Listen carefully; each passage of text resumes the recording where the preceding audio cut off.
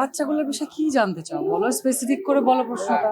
কারণ বলতে গেলে যদি স্টার্ট করে এটা নিয়ে বলা, ধরো বলতে বলতে না মানে থামানো যাবে না আর কি, এত ইস্যু আছে কথা বলার। মানে এই বিষয়টা নিয়ে যে এরকম একটা ঘটনা তো ঘটার কথা না, এবং ঘটনাতে যে কোনো ঘটনা ঘটার পিছনে দুইটা পক্ষ থাকে। সো দুইটা পক্ষর মধ্যে একটা পক্ষ ভিকটিম আর একটা পক্ষ হচ্ছে ধরো, হ্যাঁ তো ধরো ভিকটিম যদি আমি স্কুলটাকে ধরি, আর যদি আমি অন্য পক্ষ যদি বিমান বাহিনীকে, আর যেহেতু এটা দুর্ঘটনা বলা হচ্ছে তার মানে এটা ইচ্ছাকৃত না, কিন্তু ইচ্ছাকৃত না ওকে ফাইন, বাট এইটা তো এই ঘটনা তো প্রত্যাশা করারও মানে কোনো চান্সই নাই যে মানে এরকম একটা জায়গায় ফাইটার প্লেন উড়বে, বা আসলে দায়িত্ববোধ কার কতখানি,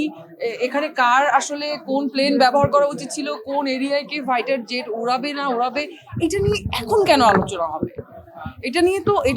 এটা হচ্ছে ধরো ওইখানটায় স্কুলটা কেন হবে,